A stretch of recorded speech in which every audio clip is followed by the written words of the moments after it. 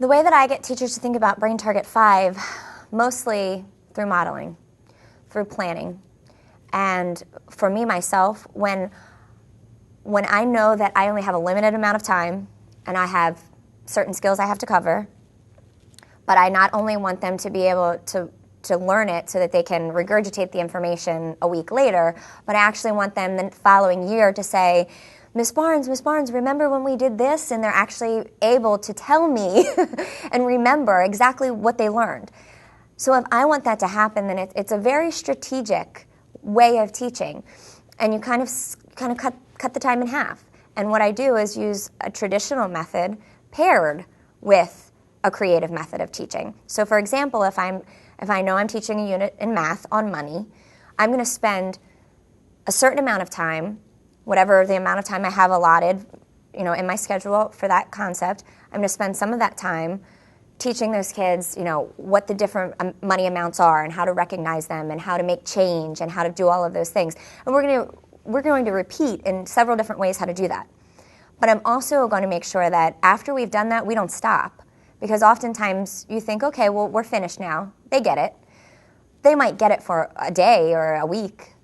But to make sure they really understand it, we'll open up a school store or a class store and have them actually be able to buy things and choose from a selection of items or a menu of items, and they have to be able to add up to make sure they have enough money to purchase something and be able to make change that way. So just finding, it could be a really small activity. It doesn't have to be some grand, master thing that you do. It could be something very small, but making sure that they are able to apply it meaningfully.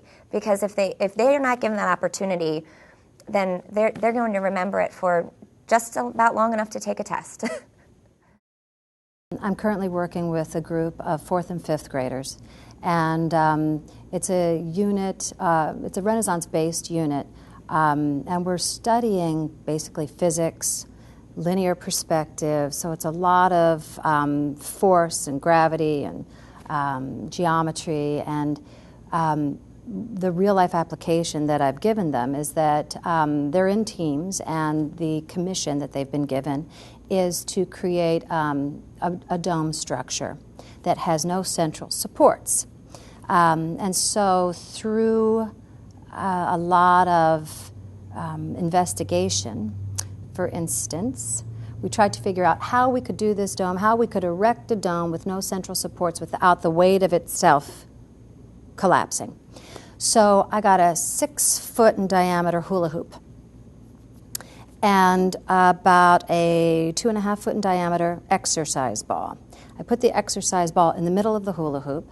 I put the kids on the outside of the hula hoop, their toes touching the hula hoop, and they had to figure out how they could, working together, pick the ball up and raise it up as high as they could over their heads, only using a finger. And so they realized that it was equal pressure, equal tension coming from all sides, and having their fingers on the same plane of the ball all the way around. And doing that, and their arms never got tired because there was equal pressure coming from the opposite side of the ball.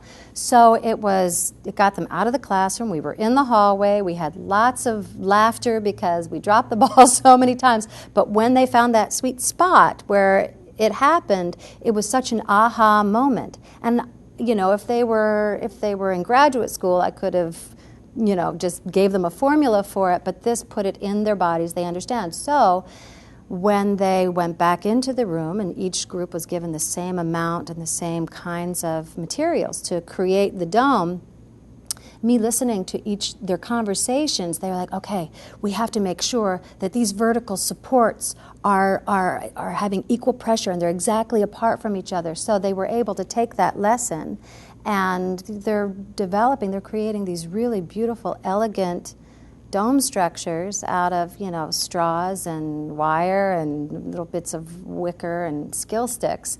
But they got that initial thing, and they all realized that they had to leave the opening at the very, very apex of it open. So it was a perfect example of using the arts, using movement, using three-dimensional. They're actually making, they look like sculptures. It's great. They're architects and they don't even know it.